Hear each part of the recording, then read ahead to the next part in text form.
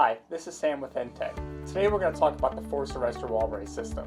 So this system works to help restore the stability of a failing basement wall. So basement walls usually have one of three failure modes. The wall can either be tilting or leaning over, it could be bowing in the center, or shearing and kicking out from the bottom. The forced arrestor wall brace system can actually correct all three of these failure modes. And one of the most important things when you're establishing a new wall brace system is to figure out which failure mode you have, assess the amount of damage you've got, and if you have less than 2 inches of deflection, you should be okay to use the forced arrestor wall brace system.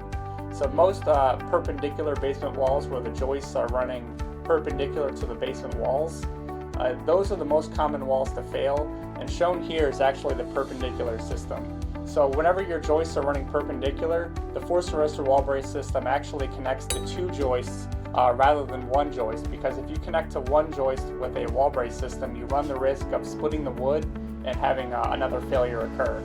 So if your wall is actually undergoing a tilting failure, the issue is you've lost your connection to the sill plate at the top of the wall. So the perpendicular wall brace system is actually going to reestablish that connection at the top. So in a bowing application, the middle of your wall doesn't have enough support.